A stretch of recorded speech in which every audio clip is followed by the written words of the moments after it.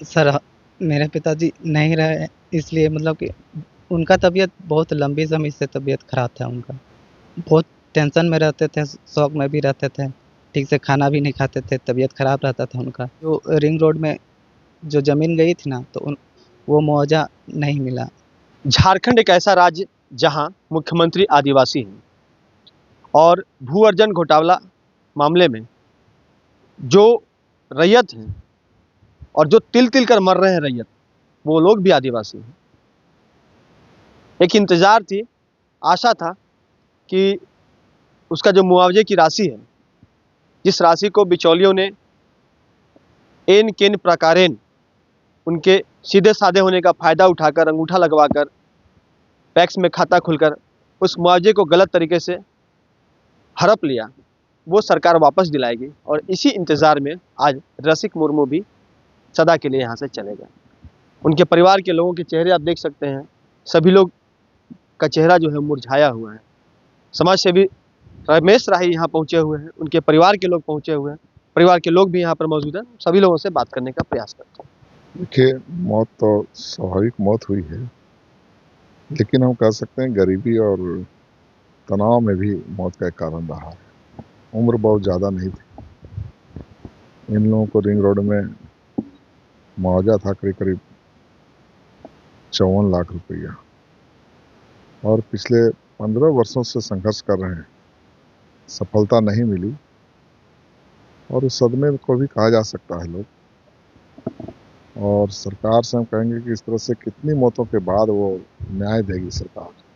इसी गांव के एक जदेव मांझी जी की भी मौत हो गई है पहले, उनका बेटा रमेश बेसरा की भी मौत हो गई है। वो लोग भी मुआवजा की बात और न्याय की बात जो होते चले गए, आज ये भी चले गए। हम उनको श्रद्धांजलि अर्पित करते हैं, साथ में सरकार से कहते हैं कि भाई न्याय जल्दी दिलाओ ताकि इन लोगों को हक मिल सके, उनका न्याय मिल सके।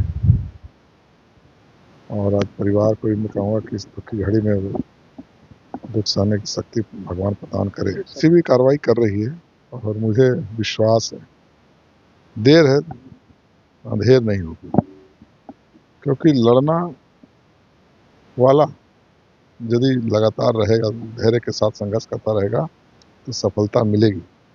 और मैं कह सकता हूँ पहला पड़ाव कल था कि 17 लोग जेल गए, और अब इन लोगों को मुआवजा मिले, इन लोगों की ज़मीन वापस मिल जाए, तो वो बड़ी जीत होगी। सर, मेरे पिताजी नहीं रहे, इसलिए मतलब कि उनका तबीयत बहुत लंबी समय से तबीयत खराब था उनका। और बहुत टेंशन में रहते थे, शौक में भी रहते थे, ठीक से खाना भी नहीं खाते थे, तबीयत खराब रहता था उनका। टेंशन की वजह क्या थी? वही जो रिंग रोड में जो ज़मीन गई थी ना, तो वो मुआवजा नहीं मिला। कितनी जमीन आपने गई? वो तो सर हम नहीं बता पाएंगे। पिताजी को हाँ पता था। इंतजार करते रहे? हाँ, इंतज़ार करते रह गए, लेकिन मुआवजा नहीं मिला सर। हम लोग को सरकार से ये था कि लोग मतलब कि पकड़ा के उन लोग को सज़ा मिले, लेकिन वो भी नहीं मिला उन लोग को। कुछ अपील करेंगे लिखने के लिए?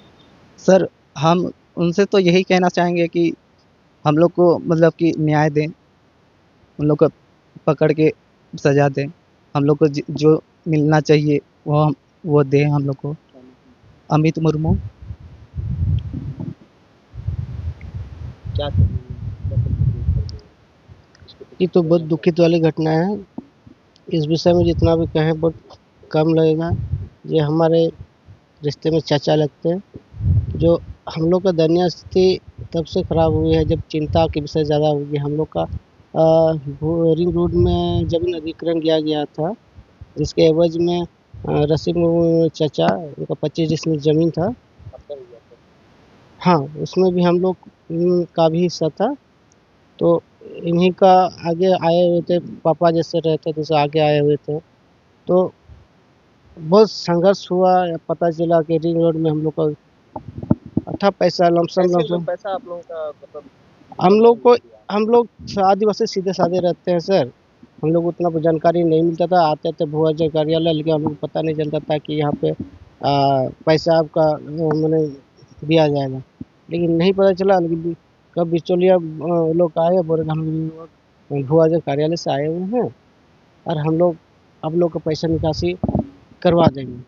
हम लोग यही चिंतित में थे, तो चलिए ठीक, साइन अंगूठा लगवा लिया, किसी ने साइन करवाया और पता भी नहीं चला कि कब किस बैंक से हम लोग का अकाउंट खुला है, ये भी नहीं पता चला। 5-6 का तो हम लोग देख लिए, जो गरीबी से पैसा के अभाव में, इलाज के अभाव में डेथ कर चुके हैं।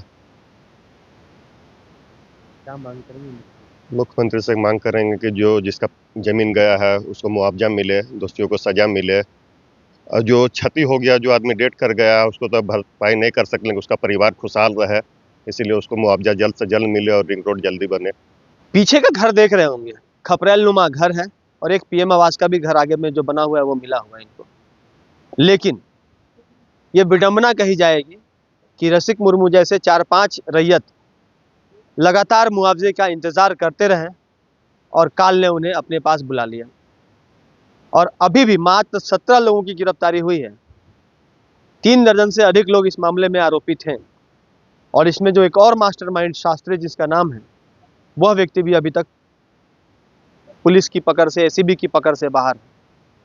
तो तमाम जो इन गरीबों के आंसू के लिए जो जिम्मेवार हैं, इनकी मौत के जो जिम्मेवार हैं, उन लोगों की गिरफ्तारी के साथ साथ उन्हें सजा मिले, उनकी संपत्ति अटैच करके इन रैयतों का भुगतान हो, यह सरकार को करना चाहिए। हालांकि झारखंड में फिलहाल तो ऐसा कानून नहीं है, लेकिन मुख्यमंत्री चाहे तो ये कानून हो सकता है और रैयतों के मुरझाए हुए चेहरे पर मुस्कान भी लौट सकती है। सहयोगी रोशन के साथ राजकुमार जायसवाल, 11 स्कोप्स, धनबाद।